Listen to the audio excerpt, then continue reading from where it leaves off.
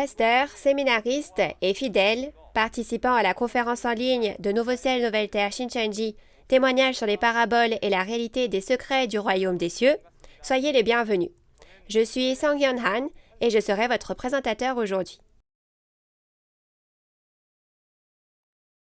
Merci à tous ceux qui participent à cette conférence en ligne de Nouveau Ciel, Nouvelle Terre, Shincheonji, diffusée dans le monde entier.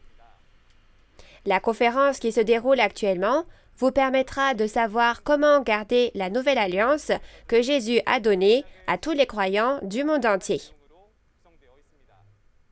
J'espère que vous qui assistez depuis chaque pays du monde entier passerez tous un temps précieux au cours duquel vous recevrez beaucoup de grâce et de réalisation. Tout d'abord, nous allons prier avec le même cœur, puis nous commencerons la conférence. Dieu notre Père, le Créateur aimant, envers qui nous sommes reconnaissants, vous avez permis que votre précieuse parole soit ici, avec nous. Alors, même si l'homme médite sa voix, c'est le Seigneur qui guide ses pas. Donnez-nous donc les yeux pour voir, les oreilles pour entendre et le cœur pour réaliser. Et s'il vous plaît, guidez-nous, afin que ce soit un moment précieux au cours duquel le feu de la parole de Dieu, qui sera témoigné, brûlera dans nos cœurs et au cours duquel nous recevrons la grâce tous ensemble. S'il vous plaît, guidez-nous afin que nos cœurs puissent être réchauffés par la parole de vérité, à la fois pour ceux qui l'entendent et pour ceux qui la prêchent. Veuillez nous amener à réaliser le véritable sens des paroles de la Bible, à devenir de véritables enfants reconnus par le Père et à connaître le plan du Père à cette époque. Accordez-nous, s'il vous plaît, la bénédiction de toujours vivre dans votre grâce et de tous devenir des personnes qui réalisent votre amour. Nous croyons au Père qui travaillera à travers la parole maintenant que la conférence va commencer et nous avons prié tout cela au nom de Jésus. Amen. Nous tenons à vous informer que cette conférence en ligne se déroule dans le strict respect des règles de prévention sanitaire et de distanciation sociale. Il est maintenant temps d'écouter la parole de vie. C'est le temps le plus important. L'Église Nouveau Ciel, Nouvelle Terre, Shincheonji a déjà témoigné de tous les versets des chapitres 1 à 22 de l'Apocalypse à travers des conférences YouTube. En suivant les paroles de l'Apocalypse, de nombreux croyants sont venus à la parole de vérité de Dieu. Aujourd'hui, l'instructeur Jun Lee de la tribu de Simon de Nouveau Ciel, Nouvelle Terre, Shincheonji, Église de Jésus, Temple du Tabernacle du Témoignage, vous parlera clairement de la parole qui était scellée depuis 6000 ans concernant le feu, l'encensoir et la marmite en parabole. Il vous expliquera ce que Jésus a dit au sujet du baptême par le feu. Je prie pour que vous gardiez et réalisiez dans votre cœur la parole témoignée verset par verset. Nous allons accueillir l'instructeur Jun Lee avec des applaudissements chaleureux. Bienvenue aux pasteurs et aux fidèles du monde entier qui espèrent aller au royaume des cieux et avoir la vie éternelle. Je suis Jun Lee, un instructeur du centre qui a appris d'un des 12 chefs de tribu de Nouveau Ciel, Nouvelle Terre, Shincheonji, le chef de la tribu de Simon.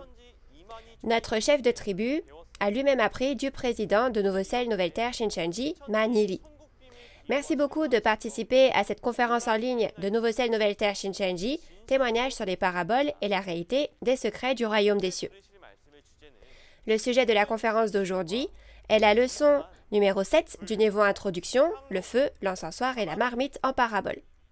À travers la parole d'aujourd'hui, j'espère que vous passerez un temps précieux et béni au cours duquel vous réaliserez les paraboles du royaume des cieux et leur réalité.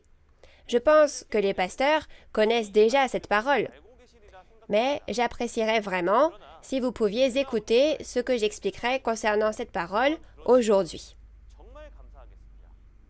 Nous allons donc voir ce qu'est le feu, l'encensoir et la marmite en parabole. La signification du feu en parabole est la parole. L'encensoir en parabole est l'homme et l'encens en parabole est la prière des saints, soit des fidèles. La fumée représente le fait que les prières montent et la marmite en parabole représente l'Église.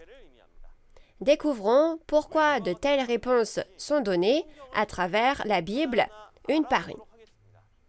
D'abord, regardons la signification spirituelle du feu en parabole. Il existe deux types de feu dans la Bible. Le feu physique et le feu spirituel, qui est le feu physique en parabole. Dans la Bible, dans Genèse 19 de l'Ancien Testament, Dieu a jugé Sodome et Gomorrhe, qui étaient pleines de péché, avec le feu physique. Dans 2 Pierre 3, il est dit que les éléments embrasés se dissoudront. Dans Apocalypse 20, il est dit aussi qu'après 1000 ans, le feu descendra du ciel et consumera les ennemis. Ce genre de feu est un vrai feu physique et c'est le jugement par le feu physique. Aujourd'hui, dans cette leçon, nous examinerons le feu spirituel qui est comparé à un feu physique. Alors, y a-t-il des fidèles qui connaissaient la signification du feu spirituel? Aujourd'hui, à l'occasion du témoignage sur les paraboles et la réalité des secrets du royaume des cieux, lisons le verset concernant cette parabole, Luc 12, verset 49, pour comprendre le vrai sens du feu. « Je suis venu jeter un feu sur la terre, et qu'ai-je à désirer s'il est déjà allumé ?» Vous avez bien lu.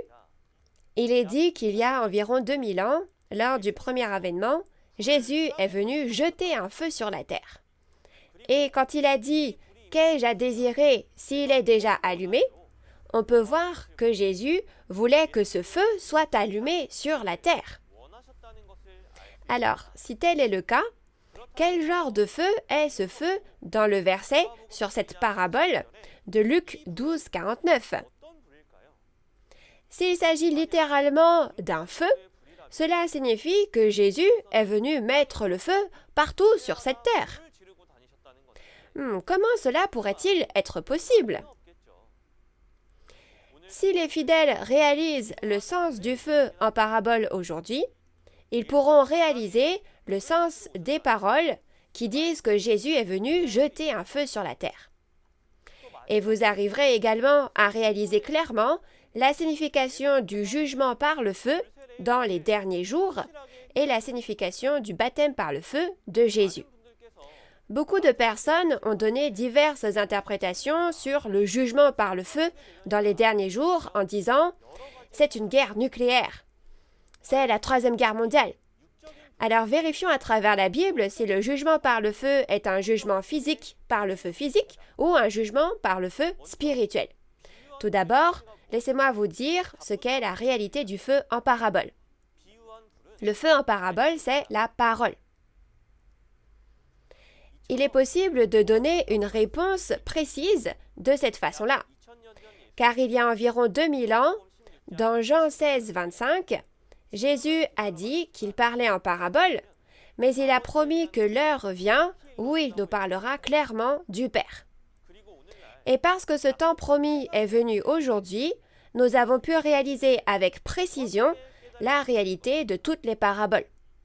Lorsque vous réaliserez le sens des paraboles, vous réaliserez la Bible et le royaume des cieux. J'espère sincèrement que tout le monde pourra aller au royaume des cieux grâce à cette parole révélée ouverte par le ciel. Maintenant, regardons dans la Bible concernant le feu en parabole. Comme vous le savez déjà, Dieu a utilisé sa création physique pour parler des secrets spirituels de Dieu en parabole. Si vous connaissez et comprenez les caractéristiques physiques, vous pouvez facilement réaliser le véritable sens de la parabole spirituelle. Alors d'abord, regardons les caractéristiques physiques du feu. Le feu, c'est quelque chose de très chaud. Il peut tout brûler et tout ce qui est brûlé est consumé. De cette façon, le feu est très bénéfique pour les hommes. Mais s'il est mal utilisé, il peut aussi devenir un fléau qui brûle tout. Vérifions la signification spirituelle de ce feu point par point à travers la Bible. Lisons d'abord Jérémie 23, verset 29. Ma parole n'est-elle pas comme un feu, dit l'Éternel, et comme un marteau qui brise le roc? Vous avez bien lu. Dans Jérémie 23, verset 29, il est dit que la parole de Dieu est comme un feu. La parole de Dieu est comparée au feu, car tout comme le feu a la caractéristique d'être chaud, de brûler et de consumer, la parole de Dieu brûle et consume nos péchés et juge aussi les méchants qui ont péché. De plus, dans Jérémie 5, verset 14, il est dit que la parole de Dieu qui était dans la bouche du prophète Jérémie devient du feu et le peuple du bois, et que le feu de la parole les consume. Cela signifie que la parole de Dieu, comme le feu, devient la loi qui juge les personnes qui ont péché, tout comme un arbre physique est détruit en étant consumé par le feu physique. Comme nous l'avons vérifié dans la Bible, le sens du feu en parabole est la parole de Dieu. Je crois que vous avez réalisé que la parole de Dieu brûle nos péchés et juge également le peuple pécheur. Ensuite, apprenons ce qu'est le jugement par le feu à la fin des temps, à propos duquel de nombreux chrétiens et même les personnes dans le monde sont curieux aujourd'hui. Beaucoup de personnes pensent que le jugement par le feu au temps de la fin est une énorme catastrophe qui se produira physiquement. Et ils disent « c'est une guerre nucléaire, c'est la 3e guerre mondiale ou c'est la fin de la Terre ». En conséquence, beaucoup de personnes craignent le jugement par le feu et espèrent que la fin des temps ne viendra pas. Chers fidèles, qu'en pensez-vous? Pourquoi est-on jugé? On est jugé parce que l'on a péché, n'est-ce pas? Si une personne a péché, il est normal qu'elle soit jugée. Mais peu importe combien on réfléchit, la terre et toutes les créatures, elles, n'ont pas péché. Alors pourquoi devrait-elle être jugée? Tout n'est-il pas la création de Dieu? Vous devez savoir que le jugement par le feu en parabole n'est pas un jugement par le feu physique, mais un jugement par le feu spirituel. Alors, qu'est-ce que le jugement par le feu spirituel? Puisque la signification du feu en parabole est la parole de Dieu, c'est le jugement par la parole, n'est-ce pas? Vérifions cela à travers la Bible. D'abord, lisons la prophétie de l'Ancien Testament, Malachie 3, 19 à 20. En effet, voici venir ce jour, brûlant comme un four. Tous les hommes arrogants et tous ceux qui font le mal seront comme la paille. Le jour qui vient les embrasera, dit l'Éternel, le Maître de l'univers. Il ne leur laissera ni racine ni rameaux. Mais pour vous qui craignez mon nom, le soleil de justice se lèvera, et la guérison sera dans ses rayons. Vous sortirez en bondissant comme les veaux d'une étable. Vous avez bien lu. En regardant les paroles de Malachie 3, 19 à 20, Dieu prophétise qu'il y aura un jour brûlant comme un four. On dit qu'en ce jour-là, les arrogants et ceux qui font le mal seront consumés par le feu comme de la paille. Le mot paille signifie de l'herbe sèche. Ainsi, lorsque la prophétie de Malachie s'accomplit, il est prophétisé qu'il y aura un jugement par le feu au cours duquel tous ceux qui font le mal seront brûlés par le feu. Si ce jugement par le feu est un jugement physique, c'est vraiment un grand fléau, n'est-ce pas? D'autre part, pour ceux qui craignent Dieu, il est dit que le soleil de justice se lèvera et que la guérison sera dans ses rayons. En d'autres termes, ils ne seront pas jugés par le feu, mais seront restaurés et sauvés. C'est un événement au cours duquel le jugement et le salut se produisent en même temps. Voyons comment cette prophétie de Malachie a été accomplie environ 400 ans plus tard par Jésus lors du premier avènement. En regardant les paroles de Matthieu 3, 12, Jésus, qui est venu sur cette terre il y a environ 2000 ans, à rassembler les croyants comme du bon grain, nés de nouveau de la semence de Dieu, dans la grange, pour les sauver. Cependant, le son du grain, c'est-à-dire ceux qui semblent être des croyants à l'extérieur, mais qui sont vides à l'intérieur, sont jugés par le feu qui ne s'éteint point, c'est-à-dire par la parole de Dieu.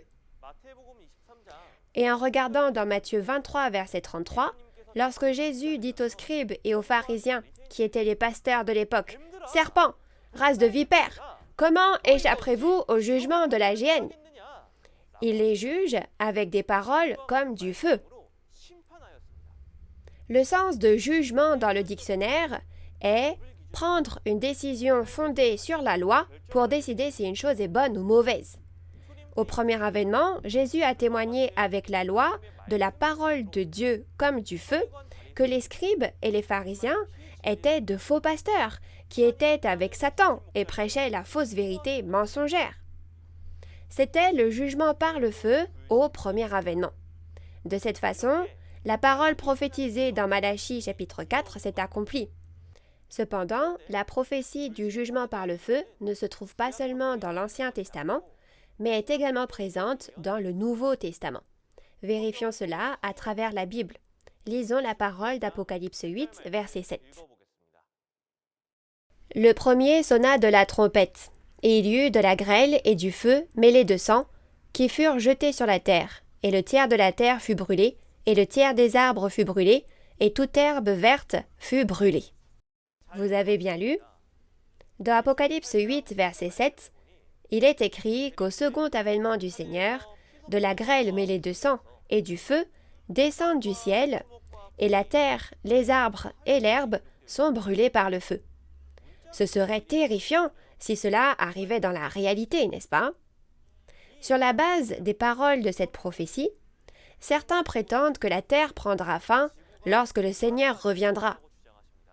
Et certains ont interprété le feu comme étant une bombe nucléaire, d'autres encore comme étant une éruption volcanique, ou encore la Troisième Guerre mondiale. Mes chers fidèles, nous devons d'abord savoir que, comme le dit Ecclésiaste 1, verset 4, une génération va et une autre génération vient, mais la terre subsiste toujours. Une génération passe, une génération vient, et les choses se répètent comme ça, mais la terre, elle, est éternelle. N'est-ce pas?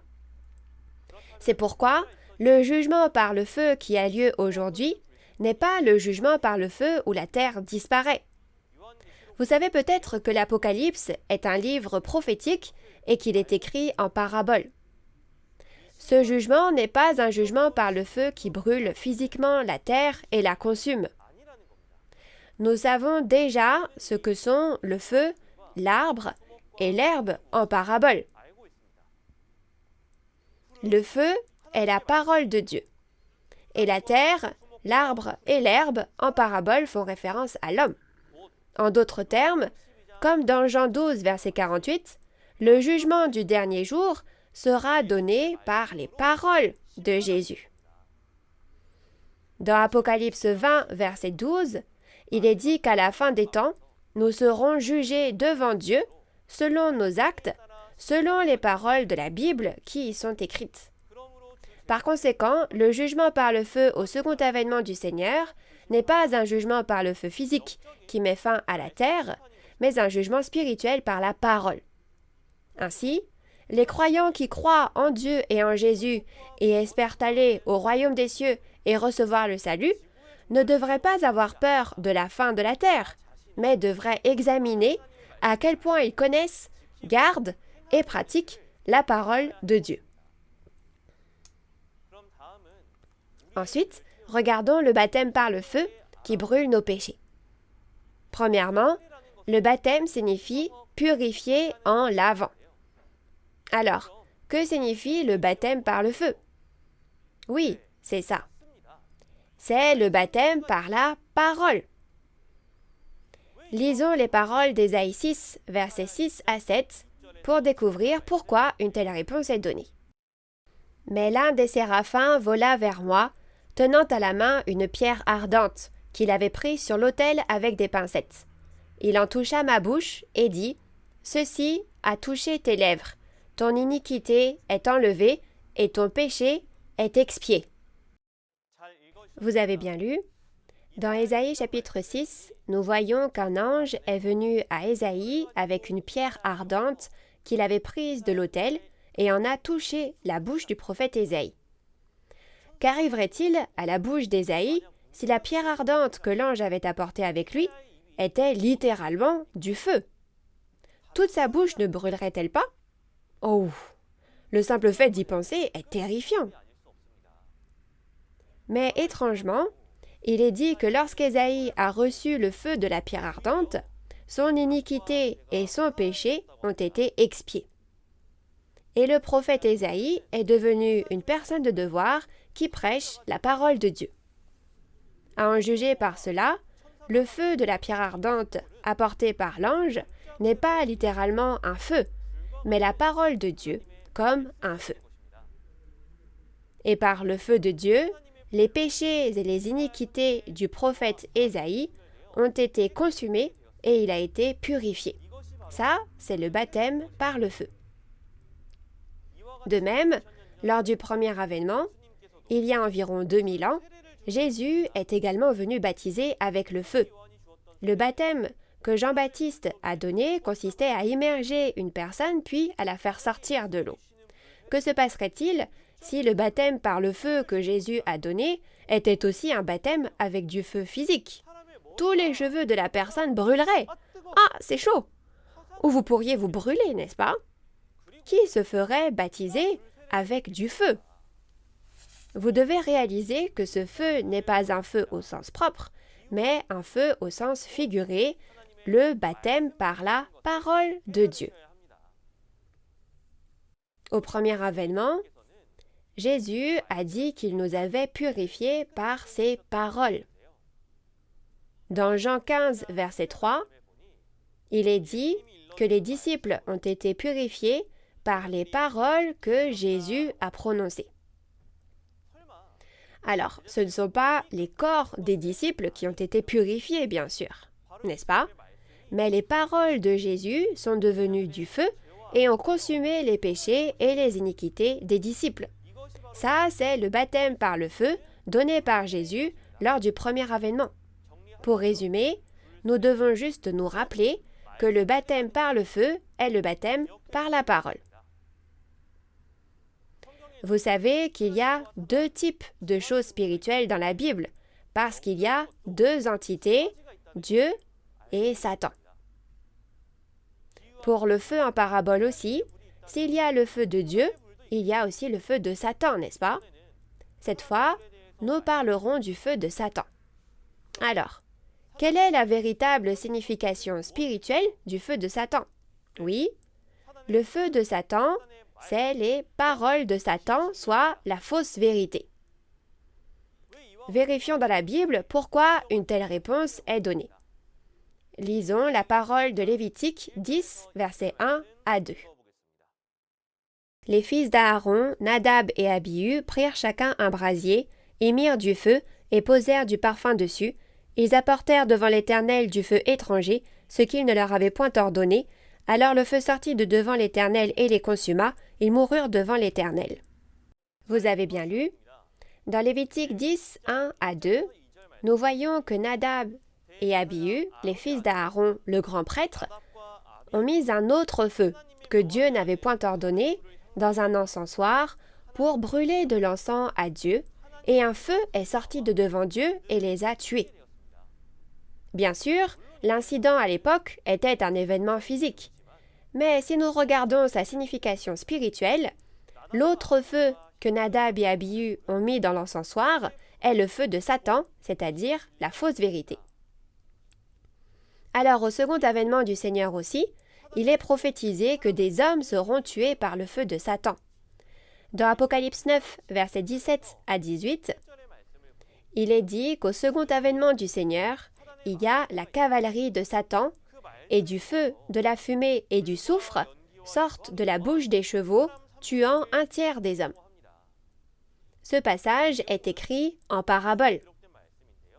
Dans Ésaïe 31, verset 3, il est écrit que l'Égyptien est homme et non Dieu, et que ses chevaux sont chair et non esprit. Par conséquent, le cheval en parabole fait référence à une personne de chair. Les chevaux d'Apocalypse 9 parlent des faux pasteurs avec qui est Satan, et le feu, la fumée et le soufre qui sortent de leur bouche sont les mensonges, soit la fausse vérité de Satan qui tue l'esprit des hommes. C'est ce qui est prophétisé. Ainsi, nous pouvons voir qu'il existe deux types de feu spirituels, le feu de Dieu et le feu de Satan. Le feu de Dieu est la parole de vérité qui lave les péchés et les iniquités de notre être intérieur.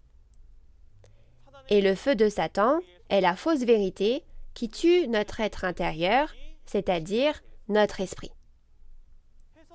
C'est pourquoi, entre ces deux types de feu, nous devons recevoir le feu de Dieu et non le feu de Satan. Résumons le contenu de ce verset sur la parabole. Le fait que Jésus est venu jeter le feu sur la terre signifie qu'il est venu prêcher la parole de Dieu, qui est comparée au feu dans le cœur des hommes qui sont comparés à de la terre. Ceux qui croient aux paroles de Dieu comme du feu seront baptisés par le feu, ce qui expiera les péchés dans leur cœur, tandis que ceux qui ne croient pas seront jugés par les paroles de feu. Et malheureusement, lors du premier avènement, la plupart des Juifs n'ont pas allumé le feu de la parole dans leur cœur, mais au contraire, ils ont persécuté et tué Jésus. Cependant, pour vous, les fidèles qui assistez à cette conférence aujourd'hui, j'espère sincèrement que le feu de la parole s'allumera dans vos cœurs et qu'en lavant vos péchés et vos iniquités, vous deviendrez des croyants qui atteindront le royaume des cieux. Nous allons conclure sur le feu en parabole. Nous avons réalisé que le feu en parabole est la parole de Dieu. Le jugement par le feu signifie le jugement par la parole et le baptême par le feu signifie le baptême par la parole. Maintenant, nous allons parler de la deuxième parabole, l'encensoir en parabole. Tout d'abord, lisons le verset concernant cette parabole, Apocalypse 8, verset 5. « Et l'ange prit l'encensoir, le remplit du feu de l'autel et le jeta sur la terre. Et il y eut des voix, des tonnerres, des éclairs et un tremblement de terre. » Vous avez bien lu. En lisant le verset sur la parabole, il est dit que l'ange a rempli l'encensoir de feu et l'a jeté sur la terre, et il y a eu des tonnerres, des voix, des éclairs et un tremblement de terre. Si vous jetez du feu, cela devrait déclencher un incendie. Mais pourquoi le feu provoque-t-il des tonnerres, des voix, des éclairs et un tremblement de terre? De plus, puisque les anges sont des esprits, comment peuvent-ils mettre du feu dans un encensoir? Ceci est écrit en parabole, et vous devez comprendre les paraboles à travers la Bible pour en connaître la signification exacte. Tout d'abord, laissez-moi vous dire la vraie signification de l'encensoir en parabole. L'encensoir est un récipient qui contient du feu. Le feu en parabole est la parole, comme nous l'avons appris aujourd'hui. Alors, quelle est la signification spirituelle de l'encensoir, soit du récipient? Oui, comme vous l'avez entendu lors de la dernière conférence, c'est l'homme. Alors, regardons un à un ce qu'est l'encensoir en parabole à travers la Bible. Voyons d'abord les origines et les caractéristiques de l'encensoir. À l'époque de l'Ancien Testament, l'encensoir était l'outil utilisé pour offrir des sacrifices à Dieu dans le tabernacle de Moïse. Le tabernacle de Moïse, d'il y a environ 3500 ans, contient les secrets du royaume des cieux. Dans Hébreux 9, verset 9, il est dit que ce tabernacle est une parabole pour le temps présent. Comme on peut le voir, le tabernacle de Moïse contient les secrets du royaume des cieux cachés en parabole. Et parmi eux, nous allons aujourd'hui nous intéresser à l'encensoir dans le tabernacle. L'encensoir physique est un récipient qui contient du feu, et si vous y mettez du feu et brûlez de l'encens dans le feu, la fumée d'encens montera au ciel. Nous allons donc voir un à un la signification de l'encensoir, du feu, de l'encens et de la fumée d'encens. La véritable signification de l'encensoir en parabole est la même que celle du récipient en parabole, c'est-à-dire l'homme. Dans Acte 9, verset 15, Jésus a dit que l'apôtre Paul était un récipient choisi. Et dans Romains 9, 21 à 24, il est dit que les vases, c'est nous, les fidèles appelés par la parole. Alors, quel est le feu à l'intérieur de l'encensoir? Si vous vous souvenez de ce que vous venez d'entendre, vous saurez que c'est la parole. Alors, qu'est-ce que l'encens en parabole?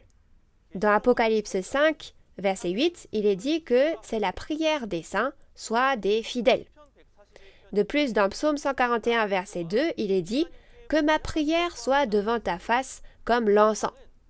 Vous pouvez donc voir que l'encens est la prière des saints, soit des fidèles.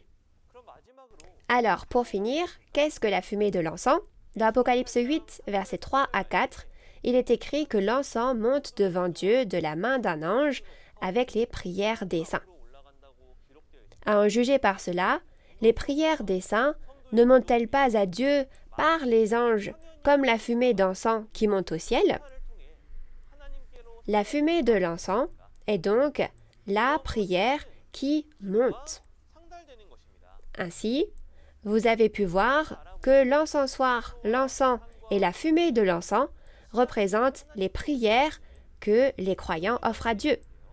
Si une personne comme un encensoir prie avec ferveur, ayant la parole de feu dans son cœur, comme lorsqu'on brûle de l'encens, alors sa prière atteindra Dieu comme la fumée qui s'élève. Regardons maintenant les prières que Dieu reçoit. Lisons la parole de Jean 15, verset 7. Si vous demeurez en moi et que mes paroles demeurent en vous, demandez ce que vous voudrez et cela vous sera accordé. Vous avez bien lu? Dans Jean 15, verset 7, Jésus a dit « Si mes paroles demeurent en vous, alors demandez ce que vous voudrez et cela vous sera accordé. »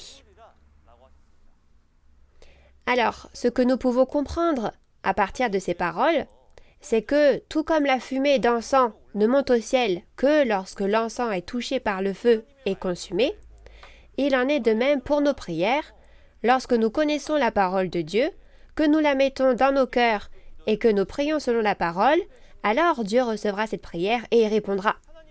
Les prières qui sont offertes sans connaître la parole de Dieu ni sa volonté ne sont pas des prières convenables aux yeux de Dieu.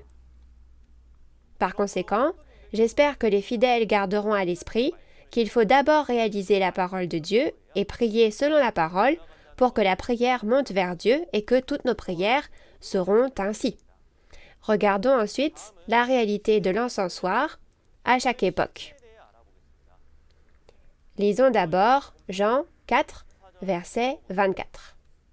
Dieu est esprit, et il faut que ceux qui l'adorent en esprit et en vérité. Vous avez bien lu? Il y a environ 2000 ans, la réalité de l'encensoir qui a mis la parole de vérité dans son cœur et a rendu un culte à Dieu et prié Dieu était Jésus. Jésus a dit dans Jean 4, verset 24, que Dieu est esprit, et il faut que ceux qui l'adorent en Saint-Esprit et en vérité. Au premier avènement, de nombreux croyants ont offert des sacrifices et des offrandes à Dieu par l'intermédiaire de leurs pasteurs, c'est-à-dire les scribes et les pharisiens, et ont offert des prières. Mais leurs sacrifices et leurs prières n'ont pas été reçus par Dieu. Et Dieu n'a reçu que le culte et les prières que Jésus, qui a reçu la parole de Dieu, a offert en Saint-Esprit et en vérité. Par conséquent, la réalité de l'encensoir contenant du feu au premier avènement était Jésus.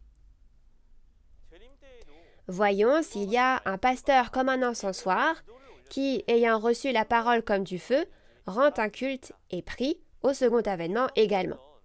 Dans Apocalypse 8, verset 5, qui est une parabole, il est écrit qu'un ange, un esprit, prend un encensoir, le remplit du feu de l'autel de Dieu et le jette sur la terre. Ce que nous pouvons savoir de ces paroles, c'est qu'au second avènement, il y a un pasteur qui est comme un encensoir qui a reçu le feu de la parole de Dieu. Qui est ce pasteur? Dans Apocalypse 2, verset 17, Jésus promet de donner la manne qui était cachée aux vainqueurs. Comme les fidèles le savent, la manne qui était cachée est la nourriture spirituelle qui peut être mangée au second avènement du Seigneur, c'est-à-dire la parole révélée. La réalité de l'encensoir contenant la parole au second avènement du Seigneur est le pasteur promis, le vainqueur, qui a reçu la manne qui était cachée de la part de Jésus, comme promis dans l'Apocalypse, c'est-à-dire qui a reçu la parole révélée. Dieu accepte les cultes et les prières de ceux qui ont la parole. Comment Dieu pourrait-il recevoir un culte et des prières offerts par des personnes ne connaissant ni la Bible ni la volonté de Dieu? Tout comme Dieu a reçu les cultes et les prières offerts là où se trouvait Jésus il y a environ 2000 ans, aujourd'hui, au second avènement du Seigneur, Dieu ne devrait-il pas recevoir les cultes et les prières offerts à l'endroit où se trouve le vainqueur, le pasteur qui a reçu la parole? J'espère que vous deviendrez des croyants capables de rendre un culte et de prier comme ce que Dieu souhaite, en vérifiant et en discernant grâce à la Bible. Résumons le contenu du verset sur cette parabole. Dans Apocalypse 8, verset 5, le feu que l'ange met dans l'encensoir est la parole de Dieu, et l'encensoir est le pasteur promis, le vainqueur. Et la terre représente les fidèles.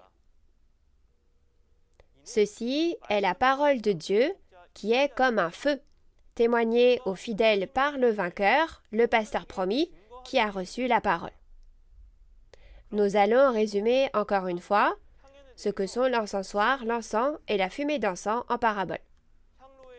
Nos prières montent vers Dieu et sont exaucées de la même façon que lorsque la fumée de l'encens monte vers le ciel après que l'on a mis du feu dans l'encensoir et que l'encens brûle. Et la réalité de l'encensoir contenant du feu au premier avènement est Jésus, et la réalité de l'encensoir contenant du feu au second avènement est le vainqueur. Voyons maintenant la marmite en parabole. Lisons le verset concernant cette parabole, Jérémie 1, verset 13. La parole de l'Éternel m'a été adressée une deuxième fois. Que vois-tu? J'ai répondu, je vois une marmite bouillante. Son ouverture est orientée vers le nord. Vous avez bien lu? En lisant la parabole, on dit qu'il y a une marmite bouillante, dont l'ouverture est orientée vers le nord. Dans ce cas, oula, toute l'eau bouillante ne sortira-t-elle pas de la marmite? Faire bouillir de l'eau dans une marmite est un spectacle courant dans nos maisons, n'est-ce pas? Alors ce n'est pas de ça que Dieu voulait parler, n'est-ce pas?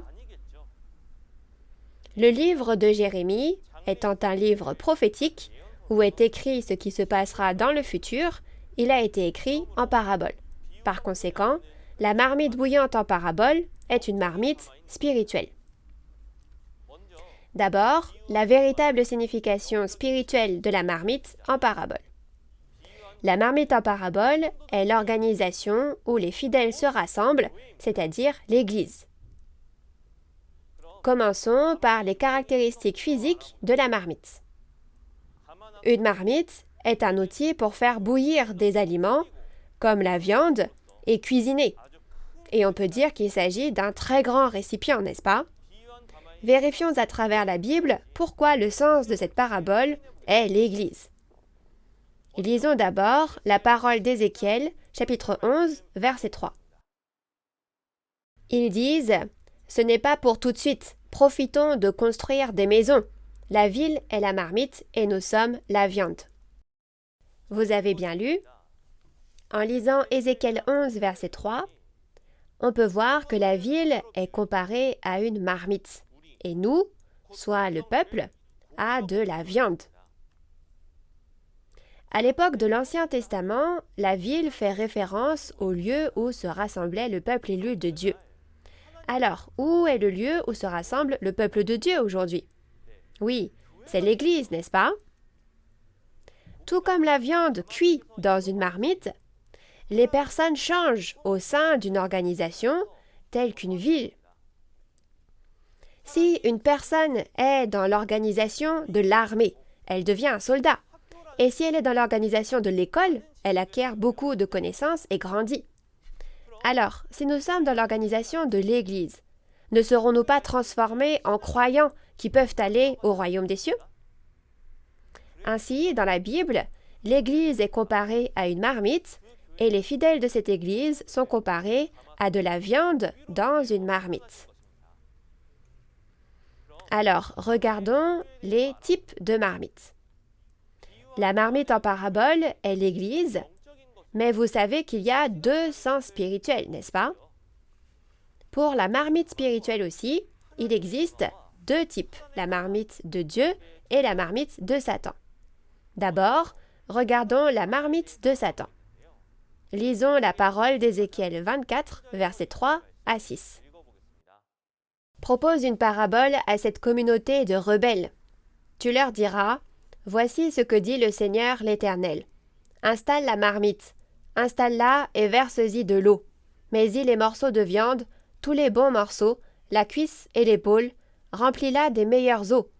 Prends le meilleur mouton, entasse aussi des os sous la marmite, fais bouillir à gros bouillon, et que les os qui sont dedans cuisent aussi.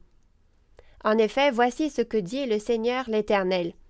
Malheur à la ville sanguinaire, marmite pleine de rouille, et dont la rouille ne se détache pas.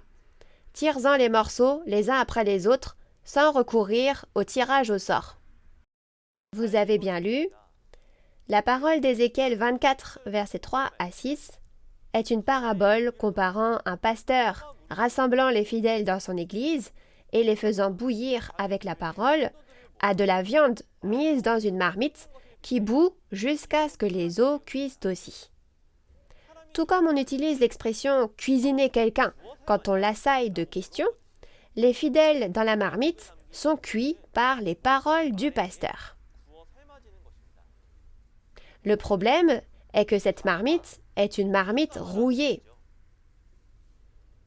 Si vous mettez de la viande à l'intérieur et que vous la faites bouillir, la rouille s'infiltrera dans la viande et vous devrez jeter la viande. Les cœurs des fidèles doivent être bouillis avec la parole de Dieu, qui est comme de l'eau pure, mais puisqu'ils sont bouillis avec de la rouille, leur esprit mourront, n'est-ce pas? Alors Dieu nous dit de sortir la viande de la marmite rouillée une par une, sans tirer au sort. Pourquoi ces pasteurs font-ils bouillir les fidèles avec leurs propres paroles? Lisons Michée 3, 1 à 3, et aussi le verset 11. Je dis, « Écoutez, chefs de Jacob et princes de la communauté d'Israël, n'est-ce pas à vous de connaître le droit? Vous détestez le bien et vous aimez le mal. Vous arrachez leur peau et la chair qui couvre leurs os. Ils mangent la chair de mon peuple, lui arrachent la peau et lui brisent les os. Ils le mettent en pièces, comme ce qu'on cuit dans un pot, comme de la viande dans une marmite. Ces chefs jugent pour des cadeaux, ces prêtres enseignent pour un salaire, ces prophètes prédisent l'avenir pour de l'argent, et ils osent s'appuyer sur l'Éternel en disant « L'Éternel n'est-il pas au milieu de nous? Le malheur ne nous atteindra pas. » Vous avez bien lu. Dans Michée 3, nous lisons que leurs dirigeants, leurs chefs, soit leurs pasteurs, mangent la chair du peuple et lui arrachent la peau, comme ce qu'on cuit dans un pot, comme de la viande dans une marmite. Au final, comme dans Michée 3, verset 11, la raison pour laquelle les fidèles ont été bouillis dans une marmite rouillée était pour leur faire donner beaucoup d'argent en leur faisant écouter leurs paroles. Dieu a prédit que de tels pasteurs apparaîtraient dans le futur. Lorsque le temps est venu, ils sont apparus au premier avènement, c'étaient les scribes et les pharisiens. Vérifions cela à travers la Bible. Lisons Matthieu 23, versets 25 à 28. Malheur à vous, scribes et pharisiens hypocrites, parce que vous nettoyez le dehors de la coupe et du plat, et qu'au-dedans, ils sont pleins de rapine et d'intempérance. Pharisiens aveugles, nettoie premièrement l'intérieur de la coupe et du plat, afin que l'extérieur aussi devienne net. Malheur à vous, scribes et pharisiens hypocrites, parce que vous ressemblez à des sépulcres blanchis, qui paraissent beaux au dehors, et qui au dedans sont pleins d'ossements de mort et de toute espèce d'impureté. Vous de même, au dehors, vous paraissez justes aux hommes, mais au dedans, vous êtes pleins d'hypocrisie et d'iniquité. Vous avez bien lu. Les scribes et les pharisiens ont pris le contrôle du judaïsme il y a environ 2000 ans et ont fait bouillir les fidèles dans la fausse vérité de Satan pour les faire obéir à leurs paroles. Et c'était littéralement des pasteurs pleins de rapine et d'intempérance qui ont fait en sorte que le peuple donne beaucoup d'argent. Dieu a écrit ces choses dans la Bible pour nous faire réaliser que nous ne devrions jamais choisir cette marmite-là, et si j'appartiens à cette marmite, je dois en sortir le plus vite possible. Maintenant, regardons la marmite de Dieu.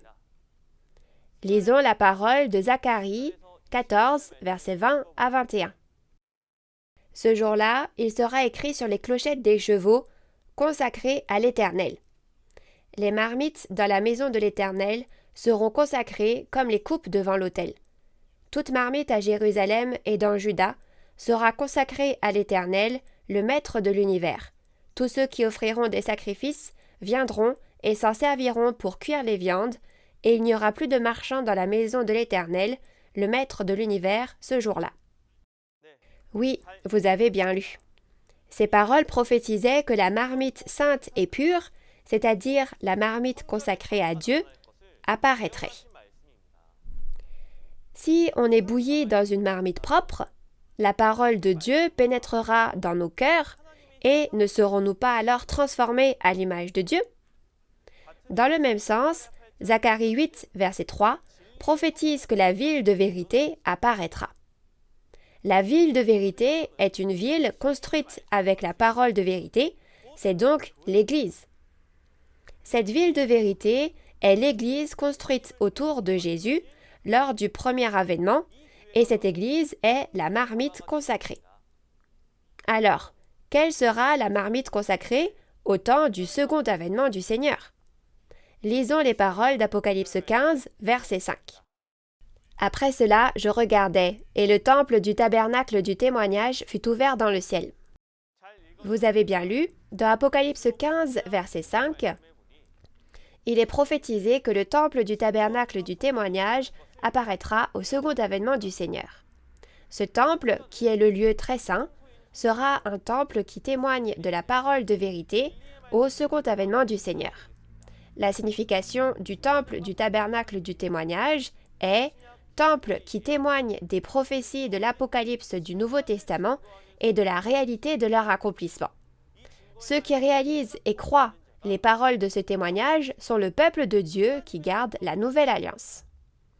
Par conséquent, ce temple est la marmite consacrée de Dieu. Pour résumer, je crois que vous avez réalisé que la marmite en parabole est une église où les fidèles sont rassemblés, et il y a deux types de marmites en parabole, la marmite consacrée, celle de Dieu, et la marmite rouillée, celle de Satan. De cette façon, Dieu a parlé de l'Église d'où la vérité sort et de l'Église d'où la fausse vérité sort à travers la Bible. Alors j'espère que nous pourrons discerner cela grâce à la Bible et devenir des croyants intelligents qui appartiennent à l'Église d'où la vérité de Dieu sort. Alors maintenant la conclusion. Dieu lave nos péchés et juge ceux qui font le mal par la parole de feu. Il n'entend pas les prières des méchants qui n'ont pas la parole, mais seulement les prières des justes qui ont la parole. Par conséquent, nous devons nous regarder dans le miroir de la Bible et nous devons voir à quel point nous connaissons et faisons la volonté de Dieu.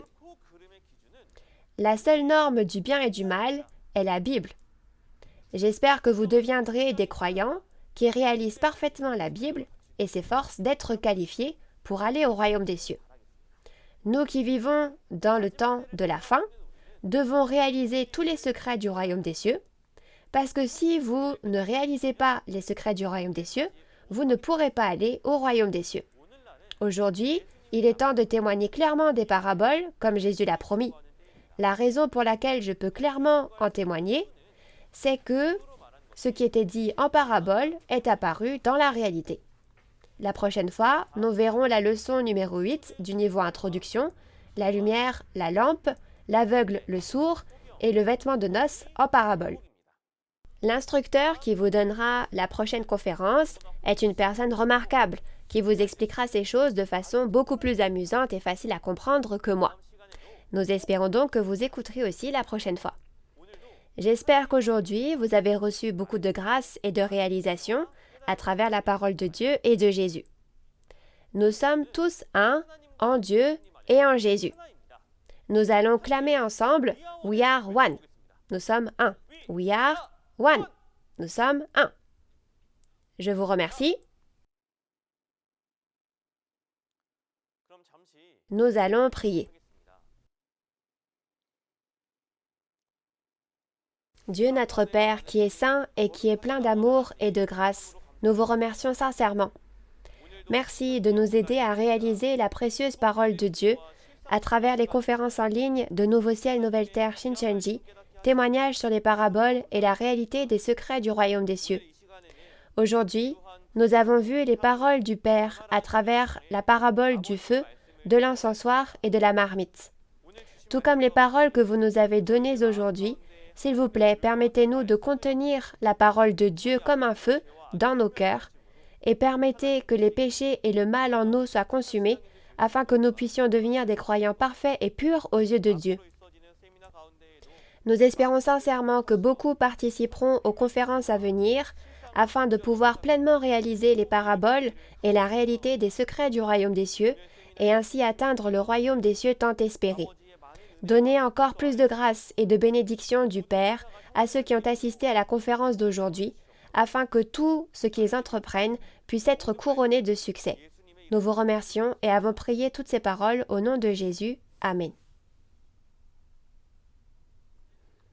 Merci d'avoir écouté jusqu'au bout.